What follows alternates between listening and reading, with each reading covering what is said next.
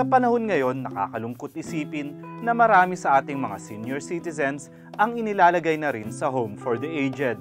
Tulad dito sa Little Sisters of the Abandoned Elderly. Our vision and mission is about to welcome, assist, and love, and take care of the lolas since they come to our house until the end, until God. All our lolas are welcome to our home.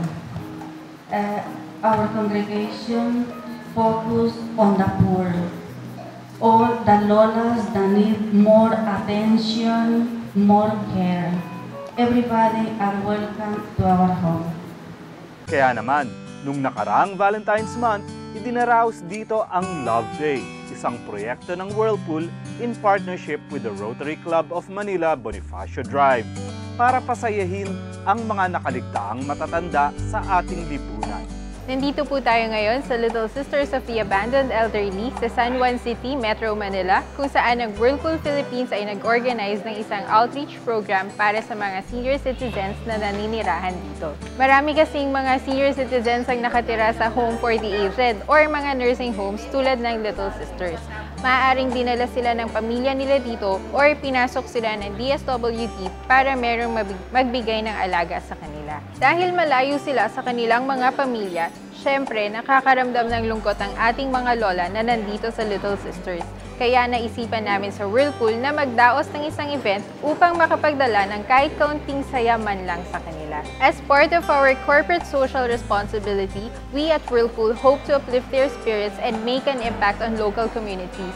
Gusto rin naming maiparating yung message na aside from the company's mission to deliver superior products to every Filipino home, Whirlpool Philippines also aims to make everyday lives more delightful. Isa na naman namin itong activity para magbigay saya sa ating mga elders.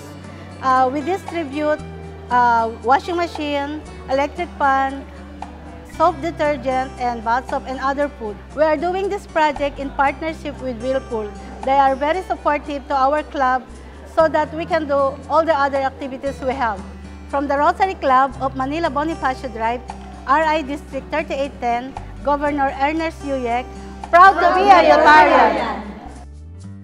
Malaki yung pasasalamat namin dahil nagkaroon kami ng mga bisitang katulad ninyo, Whirlpool at saka Rotary Club Manila. Marami kami natanggap ng mga gift.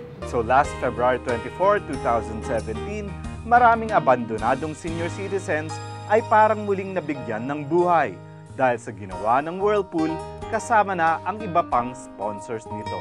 We would like to thank Whirlpool Philippines and the Elderly Sisters Foundation for inviting Jolly Heart Made Canola Oil to this Love Day event. We're very happy to bring Jolly Heart Made Canola Oil not only to the foundation but to all the people who have supported this event. And we would like to thank the Rotary Club of Manila Bonifacio Drive for making this event possible, and of course, the generous support of our partners, Kingsway Ham and Sausages for the food na sinerve ngayong araw, Jolly Heart Made Canola Oil na nag-donate ng boxes of canola oil, Champion Detergent for the sacks of laundry detergent, Fujidenso Home and Commercial Appliances para sa electric fans at other small appliances, at marami pang iba.